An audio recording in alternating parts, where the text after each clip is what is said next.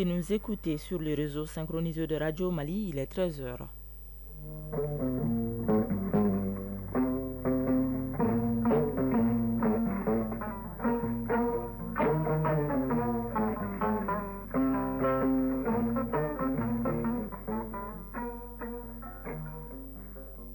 Le journal Barakissa Ouattara. Le comité interministériel de gestion des crises et catastrophes anticipe déjà les mesures pour le prochain hivernage. C'était lors de sa réunion présidée hier par le chef du gouvernement. Le comité a aussi fait le bilan consolidé des inondations à la date du 1er juin au 31 décembre 2024. Au total, 729 cas d'inondation ont été enregistrés, plus de 47 000 cas d'effondrement et plus de 465 000 personnes ont été sinistrées. Le passeport de la Confédération du Sahel sera mis en circulation à partir de ce 29 janvier. L'information a été donnée hier par le président de la Confédération, le général d'armée Assimi Goïta, à suivre la présentation du nouveau passeport dans ce journal avec le colonel Mamadou Sougouna, conseiller technique au ministère de la Sécurité et de la Protection civile. L'agence auxiliaire de la BCEAO ouvre ses portes dans la cité des Rails. C'est le ministre de l'économie et des finances représentant le chef de l'État qui a procédé à l'inauguration de la nouvelle agence. Sport avec Isaac Tchenou, on parlera de football mais aussi de la saison de la balle au panier qui s'ouvre officiellement cet après-midi avec la Super Coupe chez les dames. Le Stade malien joue contre le Djoliba AC et en homme, le Stade malien affronte l'AS Police. Rendez-vous en fin d'édition avec Soumaïla Berthier dans la chronique du développement. Elle fait aujourd'hui un zoom sur le projet de développement économique et social des femmes à travers les énergies renouvelables au Sahel de Plan International Mali, un projet qui intervient dans 200 villages du Mali. Voilà pour le sommaire. Mesdames et messieurs, bonjour et bienvenue. Le comité interministériel de gestion des crises et catastrophes s'est réuni hier pour faire le bilan consolidé des inondations à la date du 1er juin au 31 décembre 2024. Il ressort qu'au total, 729 cas d'inondation ont été enregistrés et plus de 47 000 cas d'effondrement, plus de 465 000 personnes ont été sinistrées. Le comité interministériel de gestion des crises et catastrophes a aussi pris des mesures pour le prochain hivernage. La réunion a été présidée par le Premier ministre, ministre de l'administration territoriale et de la décentralisation, le général de division Abdoulaye Maïga. Reportage Mamari Kouné et Aliou Touré de la presse primature. De l'exposé du bilan consolidé des inondations du 1er juin au 31 décembre 2024, il ressort que notre pays a été fortement éprouvé lors de l'hivernage de 2024.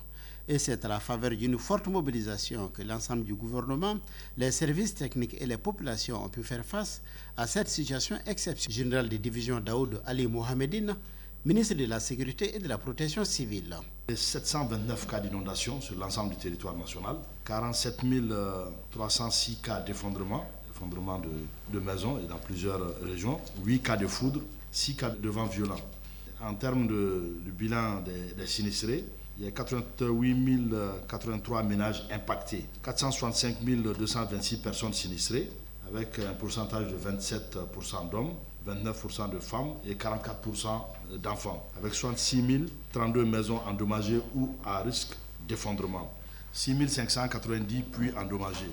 En termes de bilan humain, malheureusement, nous avions eu 95 cas de perte en vies humaines avec 154 blessés. À ce bilan, on peut ajouter les 367 294 hectares perdus par les producteurs et les nombreuses écoles impactées. Le Premier ministre, ministre de l'administration territoriale et de la décentralisation, a salué l'implication de tous pour la bonne gestion de ces inondations. Il s'est également incliné sur la mémoire des victimes avant de souhaiter prompt rétablissement aux blessés. Général de division Abdoulaye Maïga, Premier ministre, ministre de l'administration territoriale et de la décentralisation.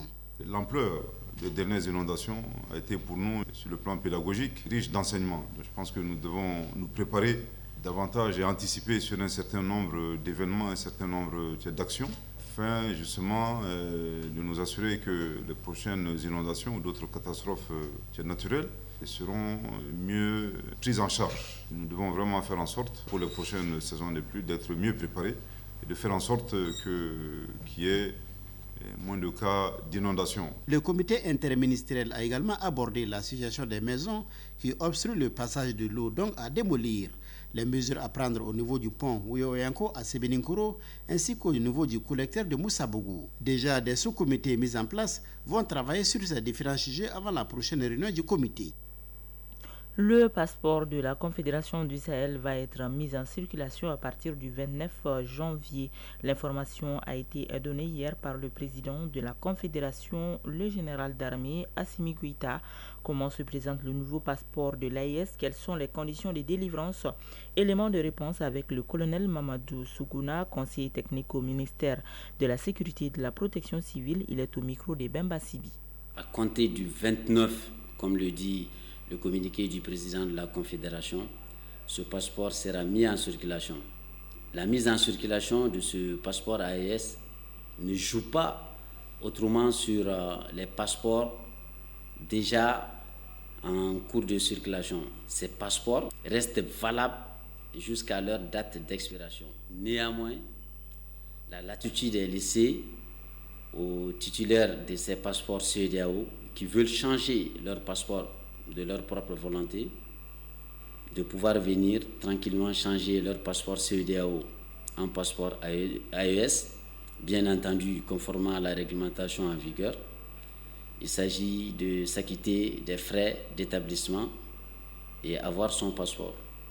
Il est quand même bien de préciser que les demandes qui sont déjà dans le circuit ne concernent pas le passeport AES. Les conditions de délivrance restent exactement les mêmes.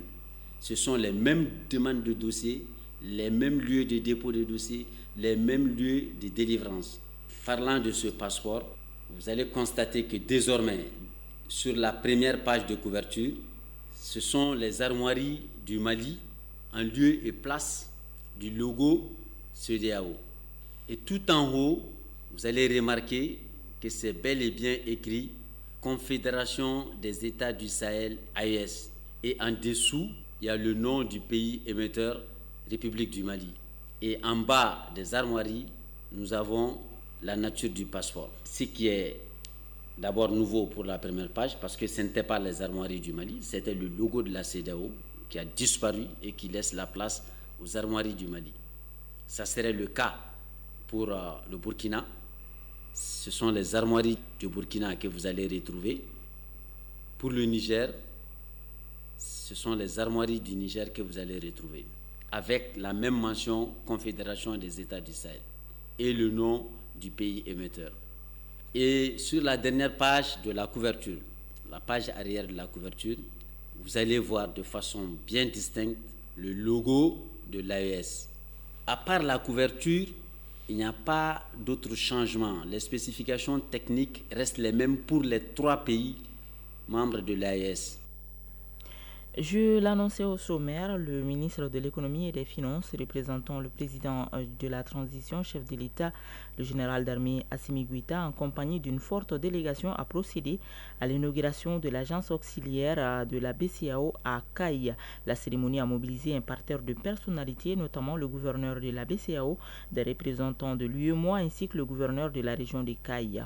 Reportage Kansutu Kanouti. L'agence auxiliaire de la BCEAO, Banque centrale de l'Afrique de l'Ouest, a officiellement ouvert ses portes ce jeudi dans la Cité des Rails. Le ministre de l'économie et des finances, représentant le président de la transition, a procédé à l'inauguration de la structure. Bâtie sur un site de 2 hectares, cette infrastructure de pointe est composée d'un bâtiment principal sur 3 niveaux, comprenant des locaux dédiés aux activités administratives et fonctionnelles, notamment des bureaux, des salles de réunion et des espaces réservés aux opérations avec la clientèle institutionnelle et le grand public. Al-Hussein Sanou, ministre de l'économie et des finances. L'ouverture de cette agence accompagnera le développement de la région à travers un meilleur soutien à la distribution des services bancaires et une génération d'activités et d'emplois directs et indirects. Elle contribuera à embellir la ville de Caille et à favoriser l'expansion de toute la région qui connaît déjà un regain de vitalité avec la réalisation récente ou en cours d'infrastructures sanitaires, sportives, socio-éducatives, universitaires et de transport. Jean-Claude Akabrou, gouverneur de la BCEAO. L'ouverture dans la ville de Caille de la 3e agence auxiliaire de la BCEAO au Mali, après Mopti et Sikasso, s'inscrit dans le cadre du programme d'extension du réseau des agences de la Banque centrale. L'objectif visé par ce programme est d'accompagner le système bancaire et les systèmes financiers décentralisés dans leur implantation dans les régions, de promouvoir la bancarisation et l'inclusion financière et d'améliorer la circulation fiduciaire. Le représentant du président de la transition a invité les institutions financières de la place à bien accompagner les opérateurs économiques de la région en réponse aux besoins des industries minières et culturelles, de l'agriculture et de l'élevage en droite ligne de la vision du Mali 2063. Al-Hussein Sanou, ministre de l'économie et des finances. Je rappelle que le gouvernement du Mali vient d'adopter les documents de la vision du Mali 2063 et la stratégie nationale de l'émergence pour le développement durable 2024-2033, réalisé de façon inclusive. Et tout juste après la cérémonie d'inauguration de l'agence auxiliaire BCAO à Caille, le ministre de l'économie et des finances, Al-Hussein Sanou, a rencontré les responsables des services régionaux relevant de son département afin de s'enquérir de leurs conditions de travail. C'était en présence du gouverneur de la région, général de brigade Moussa Soumaré Caille, Kansoutou Kanouté Lassana Keita pour l'ORTM. Une mission conjointe de supervision des cultures fourragères composée de la Direction nationale des productions et des industries animales et le projet régional d'appui au pastoralisme au Sahel, PRAPS, était mercredi dernier à Koulikoro. Objectif échanger avec les producteurs sur la campagne écoulée sur les cultures fourragères et des conditions de stockage de ces cultures. Ousmane Kouita. Il s'agissait de s'imprégner des réalités du terrain. Lors de la visite, des échanges ont eu lieu avec les responsables sur les difficultés rencontrées au cours de la campagne agricole écoulée. Seydina Ousmane Koulibaly, chef de division de l'hydraulique et des aménagements pastoraux à la Direction nationale des productions et des industries animales. Nous avons même constaté des gens qui sont allés jusqu'à 25 tonnes de fourrage de matière sèche, ce qui certainement va leur permettre de faire face vraiment au déficit alimentaire durant la période de soudure. La mission de supervision est passée à Manabougou, à la ferme de Gaoussou-Sissé, agro-éleveur dans la commune de Tiamfala. Elle est également arrivée chez Amadoun Kolafani, agro-éleveur à Massala, et au niveau de la ferme d'Adamandiara, cette fois-ci dans la commune de Meguetan.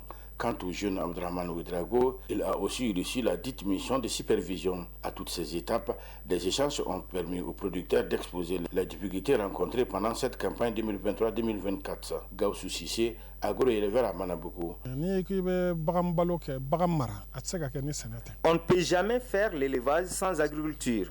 Mais aujourd'hui, on brûle la brousse où les animaux vont paître. Le prix de l'aliment bétail n'est pas à la portée de tout le monde.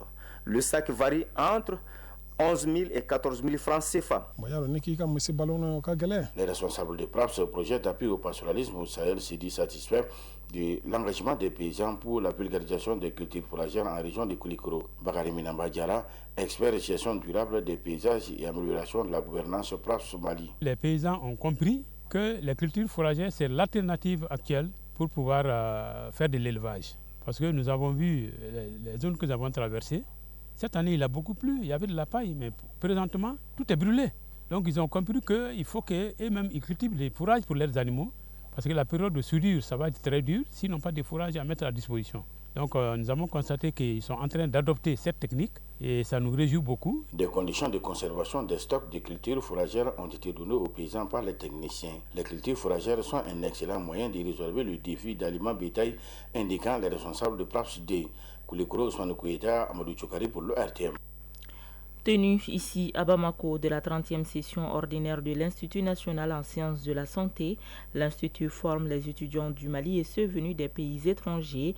Environ 10 nouvelles filières sont créées pour renforcer le personnel qualifié afin de prendre en charge les besoins sanitaires des Maliens. Koumba Sissi a assisté à l'ouverture des travaux suivant son compte-rendu. L'Institut national en sciences de la santé compte 28 filières de formation. Cet établissement public à caractère scientifique et technologique se fixe comme objectif de former des personnels qualifiés pour réduire les évacuations sanitaires. Pour cela, sur les 43 innovations prévues en 2024, la direction de l'INFSS a réalisé 58% et 13% sont en cours d'exécution. Pour maintenir ce cap, les membres du conseil d'administration viennent de se réunir à la faveur de la 30e session ordinaire pour dresser le bilan.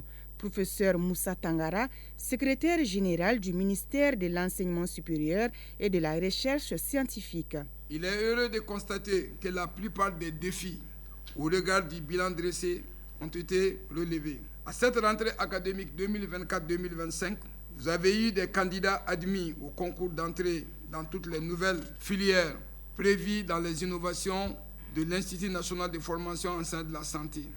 Il s'agit entre autres de la pédiatrie, de la néphrologie, de la dermatovénérologie, de la médecine d'urgence, de la cardiologie. La création des nouvelles filières à l'INFSS permet de prendre en compte toutes les branches de la médecine, répondant ainsi aux besoins de la population.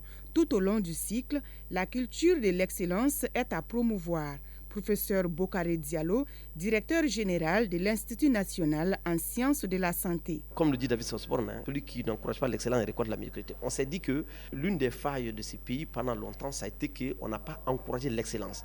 Et pour que l'excellence ne soit pas subjective, il faut des critères objectifs, impartiaux, impersonnels et sans passion pour évaluer la performance des travailleurs d'abord.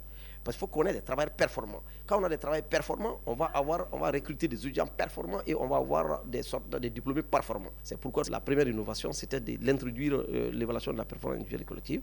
Ensuite, nous avons ouvert 10 nouvelles filières. On a aussi ouvert 3 nouvelles annexes. On a créé le laboratoire de recherche. Améliorer les conditions de travail des agents et d'apprentissage des étudiants, voilà entre autres priorités de l'Institut national en sciences de la santé. À présent, les nouvelles à l'international. L'ancien président gambien Yahya Jammeh a annoncé son retour au pays. Il est en exil en Guinée équatoriale depuis son départ du pouvoir en 2017. Yahya Jammeh a affirmé son intention de reprendre la tête de son parti et de régler les comptes. Malgré son exil, il continue d'influencer la vie politique en Gambie. Une interdiction temporaire de 30 jours a été ordonnée par les autorités sud-soudanaises aux opérateurs de télécommunications de bloquer l'accès aux médias sociaux. L'interdiction est entrée en vigueur hier à minuit et pourrait être prolongée jusqu'à 90 jours. Cette décision a été prise en raison des inquiétudes suscitées par la diffusion de contenus liés à la violence contre les Sud-Soudanais. Les rebelles du M23 avancent progressivement dans l'est de la République démocratique du Congo. Les villages de Mumbambiro et Sake, situés à 25 km de Goma, ont été la cible du M23. Des bombes ont été entendues dans les banlieues éloignées et des centaines de civils blessés ont été amenés à l'hôpital principal depuis les villes et villages voisins.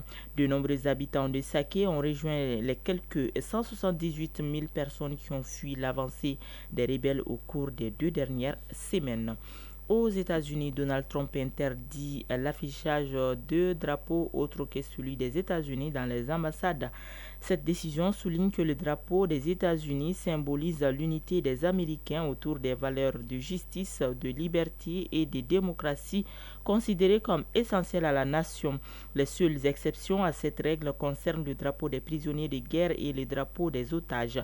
À noter que des drapeaux faisant l'apologie de la communauté LGBT avaient été exhibés sous l'administration Biden.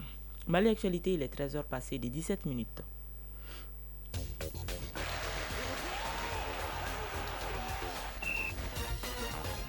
Sport, football, la 9e journée du championnat national professionnel s'achève cet après-midi avec 2 oppositions au stade Mamadou Konati.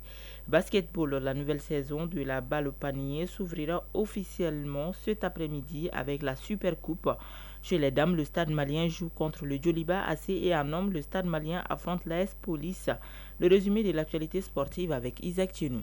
On commence par le basketball. La saison fédérale de basketball démarre officiellement cet après-midi à la faveur de la Supercoupe du Mali. Une Supercoupe qui oppose le vainqueur de la Coupe du Mali et le champion de la dernière saison. Chez la dame, le Sabre de Bako qui a réalisé le doublé Coupe championnat sera face au Djoliba AC, perdant de la Coupe du Mali. Chez les hommes, le Sabre de Bako champion en titre affrontera l'AS Police détentrice de la Coupe du Mali. Rendez-vous au Palais des Sports Salamatou Maïga. Le coup d'envoi de la première rencontre est prévu pour 16h. Football, la 9e journée du championnat national professionnel s'est achevée hier avec 2 oppositions au stade Mamadou Konaté. Le Sabre de Bako a perdu 2-1 devant le FC Diarra. La seconde rencontre s'est soldée par le nul de 0-0 entre le Djoliba et l'AS Police. Autre résultat enregistré au cours de cette 9e journée. Afé a perdu devant Biga FC 1-0. Étoile du Mandé a plié devant l'AS Bakaria de Barouli 2-0. Les autres créateurs de Nyarela se sont inclinés 1-0 devant l'US Bougouba. L'AS Alimako a battu l'ASCO par 1-0. C'est ce même score de 1-0 qui a sanctionné la rencontre US Bougouni. US donc qui a perdu devant l'US Bougouni 1-0. Sur la dame, la première journée a pris fin hier après-midi et les résultats suivants ont été enregistrés. Dans le groupe A, l'AS Mandé a dominé l'AS Soudou-Baba par 3-0. Amazon de la commune 5 a battu l'AS Police par 2-0. À Sigasso, l'AS Momo s'est imposé 4-0 devant l'entente sportive de Sergro-Megetana. Dans le groupe B, l'USFAS a dominé Teria AC de 100 par 6-0. L'AS Real de Bamako s'est imposé par le minimum de 1-0 devant Santori FC. À Caille, Tigres de Caille est tombé face à l'Espérion de Damdalaï 6-1. La boxe pour terminer, le boxeur congolais Martin Bakoulé affrontera le Nigérian Efe Ajamba en fin mai. Ce combat ordonné par l'International Boxing Federation IBF sera une éliminatoire finale pour désigner le challenger au titre mondial IBF des poids lourds. La date exacte sera communiquée ultérieurement. Ce combat c'est l'un des principaux événements d'une carte organisée par The Rings Magazine. Avant cet affrontement africain, Daniel Dubois, champion du monde IBF, défendra son titre le 22 février 2025. Il affrontera le néo-zélandais Joseph Parker lors d'un combat très attendu. Le vainqueur de Bakoulé contre Adjaba deviendra le challenger numéro 1 pour tenter de détrôner le champion IBF des poids lourds. Chronique du développement.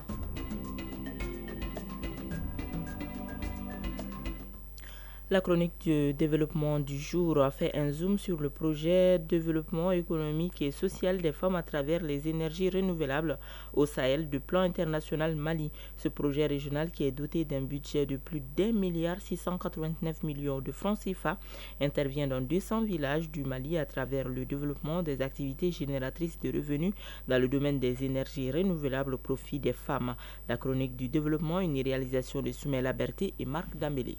Le projet développement économique et social des femmes à travers les énergies renouvelables au Sahel, en abrégé DESFERS, du plan international Mali, est un projet intervenant dans 3 pays, le Mali, le Niger et le Sénégal. Il vise à contribuer à l'autonomisation économique des femmes et à l'amélioration de leur statut social à travers le développement des entreprises qui utilisent ou qui commercialisent les énergies renouvelables tout en facilitant l'accès au crédit. Au Mali, le projet DESFERS intervient dans les cercles de Kita, Barouli dans la zone des plans international, Nyuno et Ségou dans la zone de Kermali. Anassa Alidou Maïga est le coordinateur du projet DESFERS. Les zones du projet, c'est 200 villages, 100 villages dans les zones de plan, 100 villages dans les zones de Caire international. Donc 50 villages à Kita, 50 villages à Barouli, 50 villages à Ségou et 50 villages dans la zone de Nyuno. Mais à cause de l'insécurité, le projet s'est retiré dans 25 villages, de Nyuno qui s'est ajouté aux 50 villages de Ségou, ce qui fait 75 villages au niveau de Ségou. Donc en tout et pour tout, le projet intervient dans 200 villages. Le projet est mis en œuvre par un certain nombre de partenaires qui sont Plan International Mali, CARE International Mali, FAFE, le Fonds d'appui à l'épanouissement de la femme et de l'enfant, qui est sous la tutelle du ministère de la promotion de la femme, de l'enfant et de la famille. Et l'AMADER, c'est l'agence de l'électrification rurale. Lancé en 2018 pour 5 ans avec un budget de plus d'1,689 milliard de francs CFA, puis prorogé de 2 ans, le projet DESFERS est initié pour relever 3 défis majeurs auxquels les femmes rurales des 3 pays concernés sont confrontées. Première contrainte, c'est la faible compétence technique et entrepreneuriale des femmes en milieu rural. Deuxième contrainte, c'est le faible accès au crédit de l'investissement et de démarrage et à l'énergie durable. Et la troisième contrainte, ce sont les normes sociales qui sont défavorables à l'entrepreneuriat féminin. Donc, pour dresser ces 3 contraintes, le projet vise 3 catégories de résultats. Le premier résultat, c'est de renforcer les capacités techniques et entrepreneuriales des femmes en milieu rural. C'est de faciliter l'accès au crédit et à l'énergie aux femmes pour qu'elles puissent développer des agents qui utilisent ou qui commercialisent les énergies renouvelables. Et en troisième position, la sensibilisation et le plaidoyer pour créer un environnement favorable à l'entrepreneuriat féminin. Comme tout projet de développement intervenant auprès des communautés, le projet d'Esfers a été confronté à plusieurs difficultés dans le cadre de sa mise en œuvre. Un projet qui a pour mission principale de développer les activités génératrices de revenus au profit des femmes rurales à travers les énergies renouvelables. Hannassa Alidou Maïga, coordinateur du projet d'Esfers. Un premier défi, c'est le coût élevé des équipements solaires. Deuxième défi qu'on a rencontré, c'est la situation économique difficile des femmes, due à plusieurs facteurs. À la Covid-19, à l'embargo contre le Mali, et 6 mois, la CEDEAO, et à la guerre en Ukraine, qui a fait changer les priorités des femmes en milieu rural. Un autre défi que le projet a rencontré, c'est les conditions de crédit accordées par les IMF.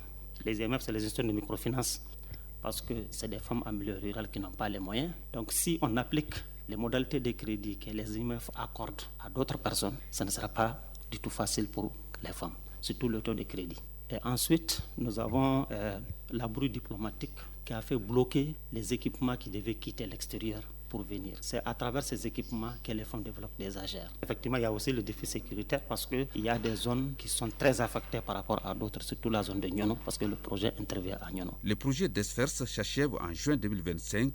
Il reste à réfléchir sur la durabilité de ces acquis. Une sempiternelle problématique que tous les projets de développement au Mali drainent après leur période d'exécution.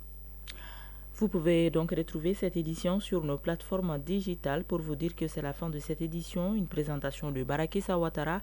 Elle a été réalisée par Awa Traoré sous la coordination de Brahma Traoré. La mise en onde est assurée par Bintou Traoré, à la mise en ligne Sekou Traoré. Merci à vous de l'avoir suivi. Prochain rendez-vous avec les infos, c'est à 19h30 avec Soumela Berti. D'ici là, juste après ce journal, vous pourrez suivre les avis et communiquer avec Fatim Dambélé. Bonne suite de programme.